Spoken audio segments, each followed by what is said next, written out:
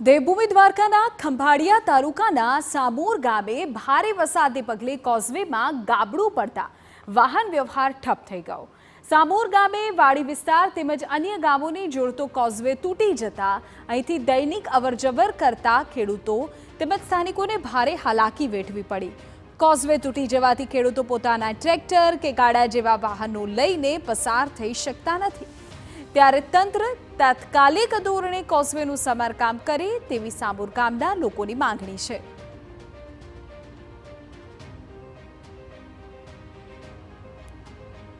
સામોર અને સામોરિયાવાડી વિસ્તાર વચ્ચે આ કોઝવે આવેલો છે।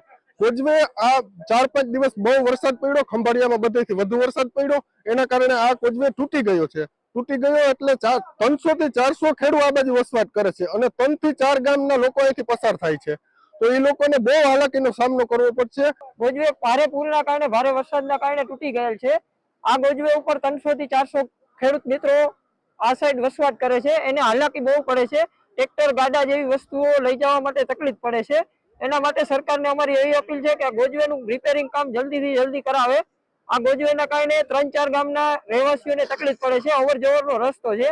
દેવભૂમિ દ્વારકા જિલ્લાના મુખ્ય મથક જામ ખંભાળિયા પંથકમાં છેલ્લા 5 દિવસમાં ધોધમાર વરસાદના કારણે અનેક નદી નાળાઓમાં ધસમસતા પાણીનો પ્રવાહ આવ્યો હતો, ત્યારે સામોર ગામ પાસે આવેલો જે કોઝવે છે તે કોઝવે પણ પાણીમાં ગરકાવ થયો હતો અને કોઝવે છે તે તૂટ્યો હતો। તેના કારણે અહીંથી આવવા જવામાં લોકોને તકલીફનો સામનો કરવો પડી રહ્યો છે। સામે કાંઠે આવેલા 300 જેટલા ખેડૂતોને અહીંથી આ માર્ગ છે તે ઉપયોગમાં લેવામાં આવે છે, તેના કારણે આ ખાડો પડી ગયો છે અને ખાડો પડી જતા સ્થાનિક લોકોને અહીંથી અવર જવર કરવામાં મુશ્કેલીનો સામનો કરવો પડી રહ્યો છે। સાથે જ અહીંથી 4 થી 5 જેટલા ગામોને આ જોડતો માર્ગ છે તે માર્ગ પર જે ખેડૂતો વસવાટ કરે છે તેને પણ હાલાકીનો સામનો કરવો પડી રહ્યો છે, કારણ કે આ માર્ગ ઉપર ટ્રેક્ટર કે અન્ય 4 વ્હીલ છે તે અહીંથી પસાર થવામાં પણ તેમને અહીંયા રોકવું પડે છે અને સામે કાંઠે ઊભું રહેવું પડી રહ્યું છે।